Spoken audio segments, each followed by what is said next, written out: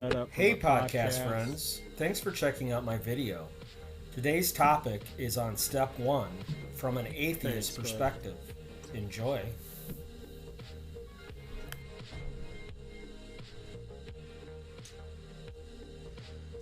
Well, hello out there in Podcast Nation. This is the Recovery Atheist coming to you from the Wierman Media Studios. And again, I am so honored and happy and excited that you've decided to listen to me today. First thing I want to say is I want to thank everybody for all the downloads that have been happening. Finally hit 300, upwards and onwards we go. Thank you for coming along on this journey and being a part of this beautiful awakening, hopefully, that we're having together. So today I kind of want to go in a direction today. I'm going to be doing a 12-part series with this. I've had some ideas and some thoughts that have come into my head about, and I've had some arguments actually with some people. I wouldn't say arguments, dialogue, but about different things dealing with the steps, the AA steps. Of course, I'll give you a little background. I've been in AA now for about 18 years. I've done, just a little bit. I've done the full 12 steps about 6 times now. So this time was my 6th 4-step.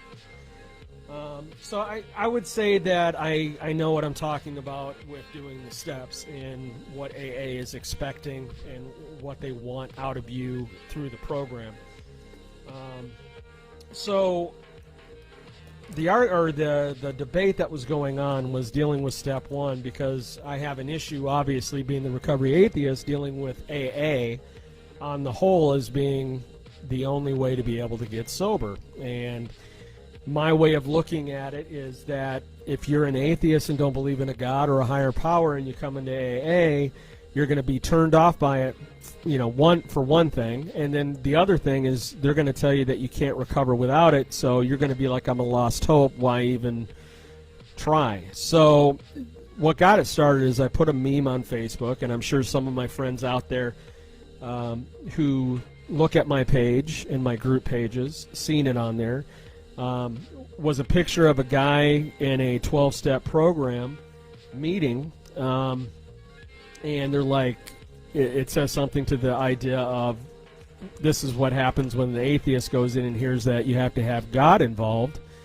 The next picture underneath is him at the bar with a drink.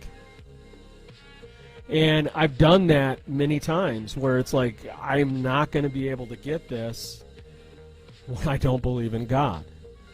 So I've been thinking for years, there's plenty of people that know this, my parents especially. I've been going off, especially when I was drunk. When you get drunk, you get that grandiosity going, like, I'm going to change the world.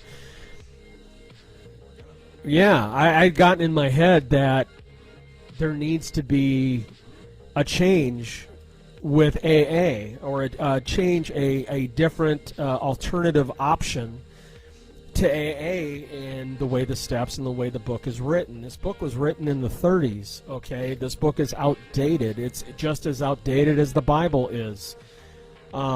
So for us to take everything from a different time, they lived a different way, it was a different era, the way they lived was different, and we're supposed to take that and put it into progressive life that we have today. I think that's a little bit far-fetched.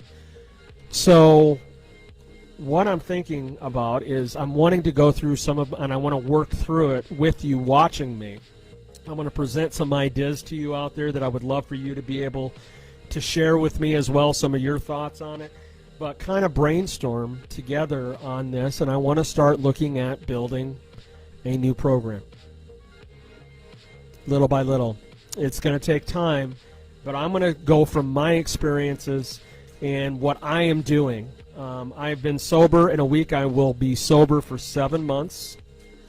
I have not once thanked God or given God the credit or a higher power the credit for the reason why I'm staying sober. Now, automatically AA will say, well, that's your pride. That's your ego. That's your... I didn't say I didn't have help. I didn't say that I didn't ask for help from people and have people to go to and talk to about times that I've been rough or times that have been hard for me through this experience.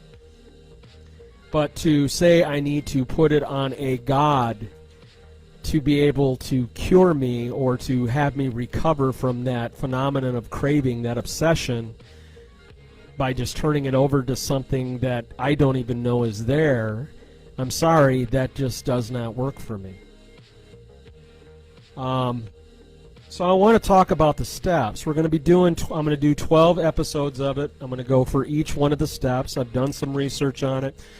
Now, today obviously is going to be step 1. Now, I think that when it comes down to it, most of us who are involved in recovery know step 1 pretty well.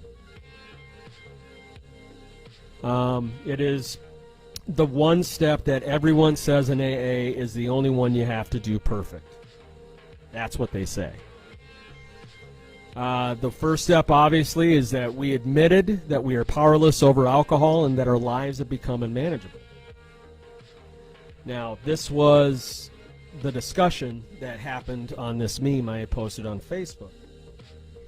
That discussion was that, why do you feel that God has to be involved when in step 1 there is no mention of God anywhere in it? That it doesn't require a God to join Alcoholics Anonymous, that it just wants you to admit that you're powerless over it and that your life has become unmanageable. You don't have to have a God to get started in AA. Now, technically, I get where they're going with it. But the truth is, that's not the truth of the big picture. For step 1 to work, and for it to fully work, you know, they look at step 1 as part of the surrendering steps. You're surrendering to defeat that, and you're admitting that your life is unmanageable and that we have become powerless on our own to be able to defeat our alcoholism, drug addiction, sex addiction, food addiction, whatever it is. Yeah, I could admit that. But then we go into the second step, right away into the second step, and it's came to believe that a power greater than ourselves could restore us to sanity. You cannot take step 1 without taking that next step. And that next step turns to God. Which means if you don't go to step 2 and complete step 2 in that idea of having a power greater than yourself, then step 1 is not going to work. You can admit it all day long, but you're going to stay powerless. This is the concept that many people in AA don't get. They can argue with me all they want and say that that is not the case, that it is not a requirement for you to have God. You just have to have the desire to stop drinking. I get that, but the program doesn't stop there. You just don't stop at step 1 and be like, yep, all right, I've done it. Don't have to have God. You've got to continue on into the other steps for this program to work.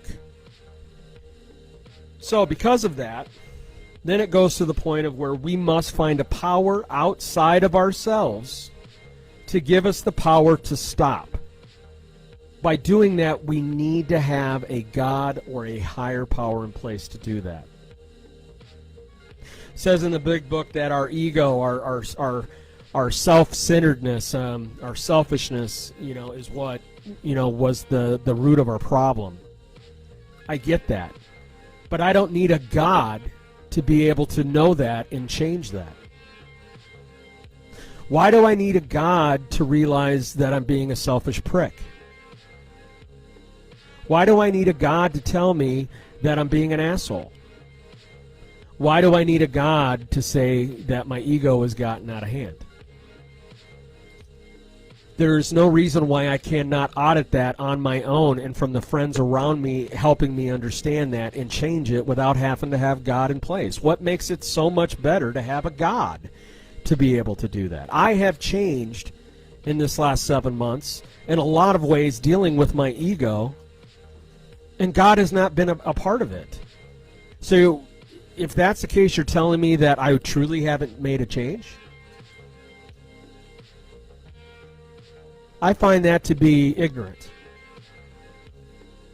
That the only way that we're going to become better people is because God is allowing us to become better. I'm not going to believe in that. I've seen people who have no God involved in their lives that are some of the most moral, some of the most wonderful people you'll ever meet in your life, some of the most loving and caring people, and there's no God. Therefore, for the first step to fully work, you must surrender your powerlessness to a God or a higher power. You must pray. You must meditate. You must believe that God, a higher power, will take this obsession away from you as if you're being healed. AA is a religious program. It is not a secular program. And anyone who's going to sit there and tell me something different, that it's not a religious program, has not really looked at it for what it is. You've been brainwashed. AA is a religious program. It is no different than church. You go to meetings at certain times. You have a home group. You have a sponsor that is almost looked at almost like a minister, a mentor to you. When you go to these meetings, you have chairmen. They're the people running the meetings, no different than someone who's running a church service.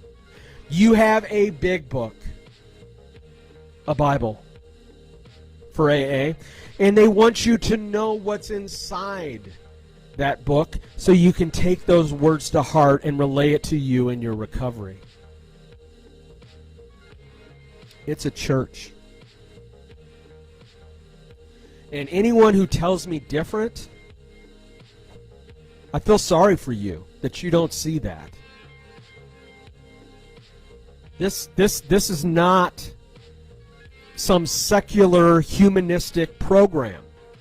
If you do not have spirituality and AA as part of your program, it is very hard, according to AA, to be able to stay sober. Well, right here, I'm showing you, you don't have to have that. I don't have to have AA or a church. Now, I'm doing AA, and I'm doing the steps because it's a requirement of the sober living home that I'm in. But when I leave, I don't know what I'm going to do. I've had to adjust and mold my program for AA into one that I, for myself, can see and visualize and see it and rationalize and have logic and science involved. So one of the questions that was asked to me in that meme was, you're telling me you don't believe in something that's greater than yourself? No, I never said that. Okay, I said that I do not believe in a God or a higher power. I never said that there was nothing greater than myself. He's like, well, what is that? Well, I believe science is greater than myself. There's a lot of science I don't understand. There's a lot of it that our own, smart scientist, Neil deGrasse Tyson, doesn't understand. But the difference is I don't pray to it. I don't meditate on it. I don't worship it. I just know I don't have control over it. The world is going to move. It's going to move forward regardless of what I do. Science will continue to move around me.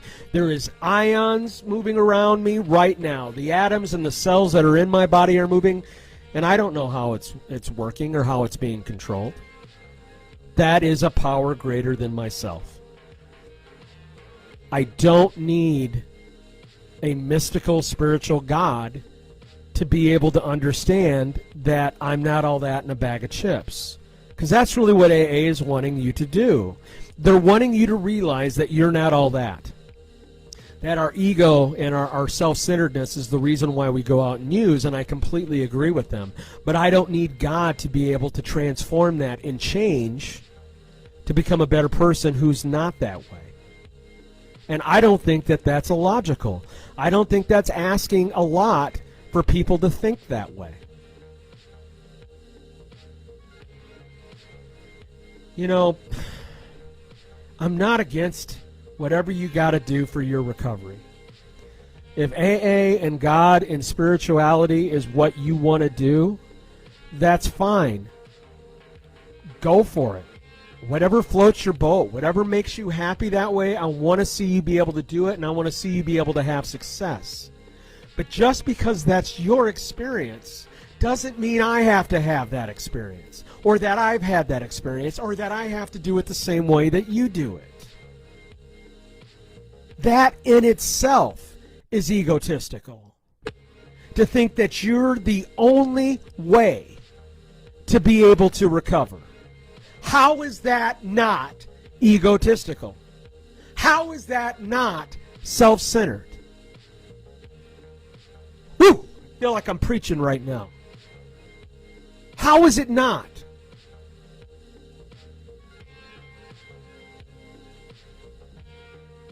I am here today, and the reason why I have this podcast is I want to reach out and I want to touch people out there that do not want to believe this way, that sees it from a different perspective. And remember, we say it all the time on this show. It's not I'm right or I'm wrong. It's just my perspective. It's not about being right and wrong. It's about what perspective you believe in and what you need for your life to keep yourself strong and happy and have joy in the life that we live today. If it's AA, then fine. But stop pushing it off on me. That it's the only way. Again, the only way to heaven is through Jesus, right? And that gets pushed down our throats. This is not a secular program. It is religious. It was based on religion. In fact, the first steps didn't even have a higher power involved in the steps. It was admitting to God that we were powerless. Not a higher power, not anything like that. It was all God, God, God. And they changed it later on so that it wouldn't offend other people and make it easier for people to accept it and come in to the church, or into their church, into their flock, into their fold. It's all through the book, to the point that they have an entire chapter that's devoted to it. We agnostics. Pretty much the entire chapter is to be able to sell you on the idea that you need to have God to be able to recover. You need to have some kind of a higher power. And then they always throw in that little thing to kind of get the people that are a little way off in the distance, that dimension, that the fifth dimension of the universe, that creator of the universe, that whatever, something that's different than saying God, to try to appease the ones who don't want to say the word God. I don't want to say anything about it because I don't believe in it. You're not going to sell me on it. And I got to sit in these meetings, and I've got to hear people talk about, oh, if it wasn't for God, if it wasn't for Jesus Christ, my Heavenly Father, if it wasn't for God, blessing me with this and that. I want to get into that. I want to rant about that real quick. This is not even one of my What Grinds My Gears episodes, but I feel like telling a little bit of what grinds my gears. What grinds my gears about AA is the idea that the work you put into your recovery, the only reason why you have what you have is because God has given it to you and allowed you to have it. That pisses me off. You completely get no validation at all for the work that you're putting in every single day, going to work and staying sober and working in recovery. It's all because of God.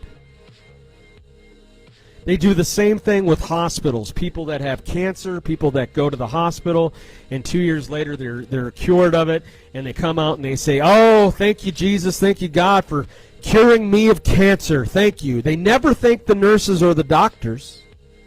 They never thank the medicine that they got to be able to do it.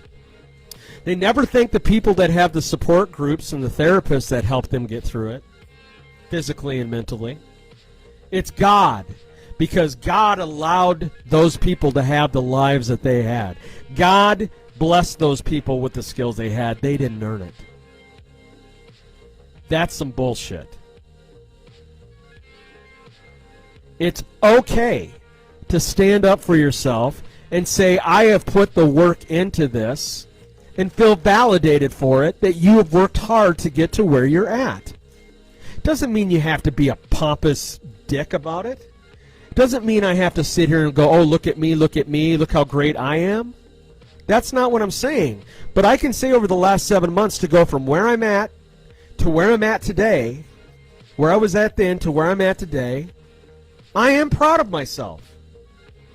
I have put a lot of work in, and I am not going to allow you to take that away from me because of your God. Again, who do you think you are? There is so much ego in the program. It says, thank you, JR, for mentioning that. There is so much ego in the program, to the point that the sponsors, it says that we lack control, and that when we go in to try to have control, we blow everything up. So why am I giving all this control over to a sponsor who has the same problems I have, dealing with ego and control, wanting to be the actor who controls all the actors, the director who controls all the actors? Why am I giving that power to a sponsor who hasn't had any help with it either, who struggles with it as much as I do?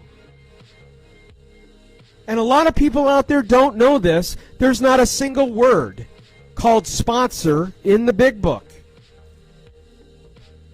There is nothing in the big book that says anything about leading someone through the 12 steps as a sponsor. It says telling our stories and sitting down and talking with another alcoholic is good for us to help us in our recovery and to stay strong. Okay? The other stuff, like how many days it takes or how long it should take to do the steps. Bill W. did it in like 9 days. 9 days. It says in the big book that we need to go after this with the angst, with the effort, with the demise, the anxiety of a drowning man. If you're drowning in water, do you just sit there and contemplate about it and go, I think I'll come out of the water in about a month? Thank you, God. No, you get the fuck out of the water. So if you're wanting to get recovery and get recovered from this obsession, this malady that we have, you're not going to spend 2 months working a 4-step. You're going to want it done as soon as you can, because you're desperate for what power that higher power brings to you. But do we get that? No. We get a lot of sponsors that'll sit there and say a step a month. Work on a step a month. They're still out there. I'm calling AA out. I am calling you out for your bullshit. It's time to man up, woman up, and realize where you guys have gone wrong in this. You are losing numbers. That's the other thing. Every single time that we read in the big book of how the numbers are just blowing up, we've gone to 1 million something people. If you look at the stats, they're losing people. The young people are not wanting to go there anymore. That's why when you go to a meeting, a lot of them, there's a ton of old-timers in there, which turns off the young people, and then they're going, I want to go to a meeting that has more younger people in it. Well, good luck. Good luck finding it.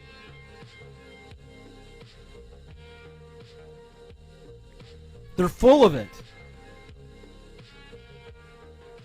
I mean, AA wasn't even started really for what it is. It was started to be a business for Bill W. He wanted to turn it into a business platform and make money off of it. He wanted to advertise it. He wanted to do interviews and not be anonymous. Bob was the one that said, no, Bill, we need to keep this anonymous. Otherwise, we'll be no different than the Oxford group that they took a lot of their steps and their beliefs from. The Oxford group didn't do that. They publicized themselves, and they started getting involved in politics and everything else. And because of the division in that group, they had to disband. Bob said, no, we cannot do that. Otherwise, we'll follow the same line. History always repeats itself. They're going to follow the same line, and then we'll end up being disbanded.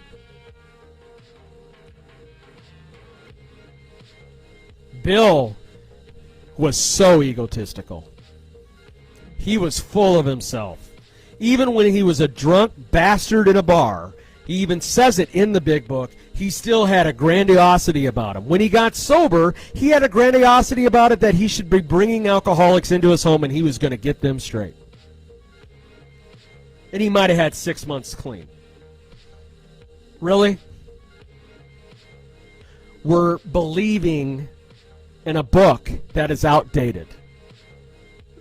I'm not saying that everything in there is wrong. Just like in the Bible, there's things in the Bible I can look at and go, you know what, that's probably a good way for living. Love one another as you would love yourself. Judge ye not, yes ye be judged. You know, there's good stuff in it. But boy, the majority of it's horrible. The bloodshed. This book to me, the big book, is no different than the Bible. It is outdated. It needs to be looked at, and it needs to be a new format. A new group needs to rise. We need to rise up, my friends, and do something different in recovery. And that is what I'm bringing to this platform. That is what I'm bringing to the table here. I am going to find a way with you, with me, to find a way to create a new way to be able to recover without having to have a God or a higher power be involved. That's right. I'm calling it out today. I'm bringing it forth. I'm showing it out today what my ultimate plan is of this podcast. It's time for a change, people. If you don't change, you get ran over. You become outdated. You become obsolete. AA to me is obsolete. Their numbers are going down every single year. Look it up. It's the truth.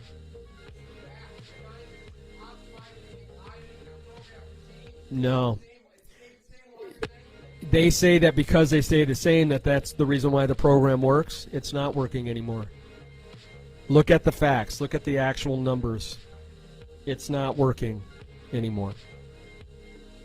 I have been in it for 18 years. I have believed in God throughout those 18 years of trying to help me make a change, and it has never happened. Now, you know what AA people say right away? Oh, it's because you didn't do the steps completely. Bullshit. I've had some 4 steps I've done where I literally for 5-6 hours was crying my eyes out. Don't you tell me that I haven't done a step. You are not me, and you don't get to fucking decide that. That is my experience and my reality. You don't get to take that from me, you egotistical fuck.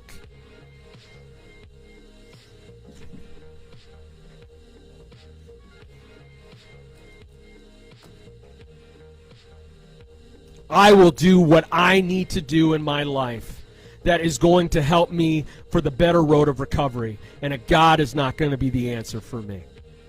And I know I'm not the only one out there in Podcast Nation that believes that. There is a niche for this. There is a need for this kind of programming. There is a need for people that are like-minded like me to start podcasts and work with me and collaborate with me in Wierman Media and Trey Entertainment to change what is not working.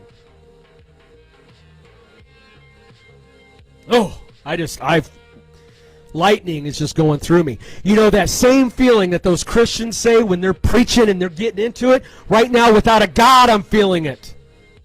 And you know what that is? It's called a natural response to being excited and believing in something. It has nothing to do with God. It's your natural body, dopamine, endorphins, adrenaline that are flowing through you that gives you that feeling. Science. Science, my friends. Oh. So what do you guys think? I know, I'm going to have some of you out there that are going to be Dell. Oh, you did it now. You know what? I don't give a fuck. I don't care. What they say is not going to have an impact on what I do in my recovery.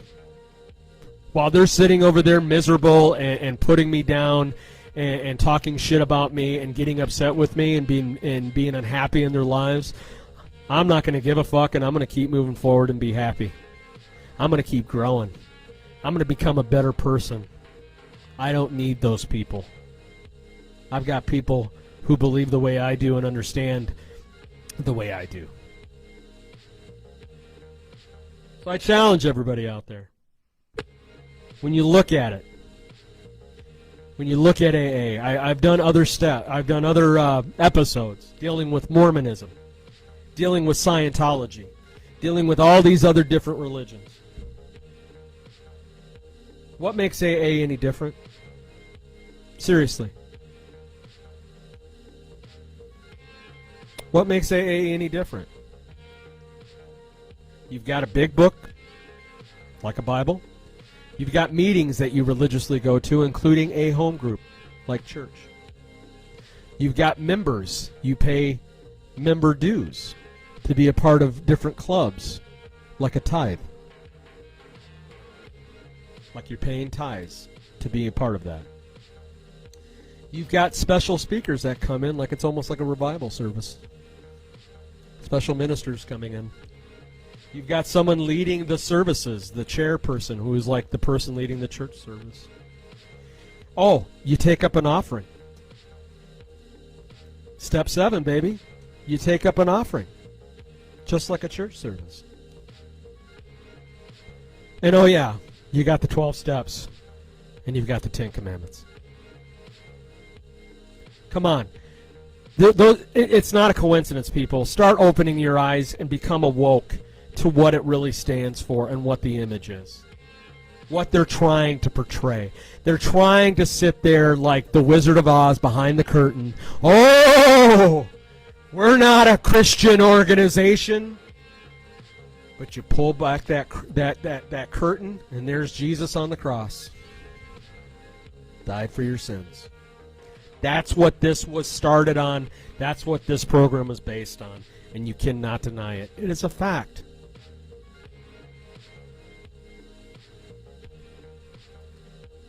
So step 1, admitting that we are powerless. I admit today that I am powerless over my alcohol and my addictions, and that when I have done that, my life has become unmanageable. In fact, even in sobriety, in recovery, at times my life is still unmanageable, and I have to do self-care and bring it back.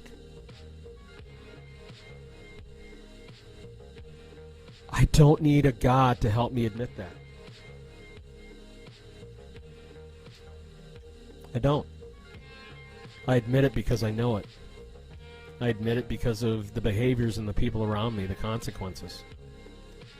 I know it from the people I've hurt, people I've lied to, that I've stole from, that I've abused,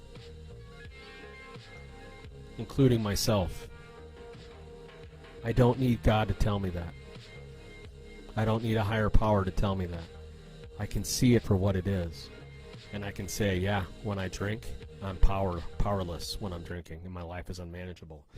But when I am sober, I gain a power. I am empowered. I can start making the right decisions. I can start putting people around me that are good for me. I can start doing recovery things that are going to help me stay happy in my life and not need the booze to escape, to dull the pain.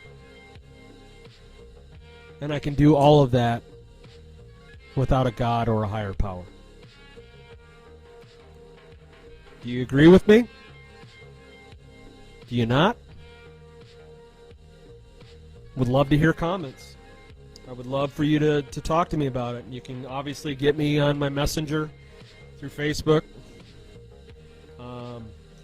You can email me at therecoveryatheist@gmail.com.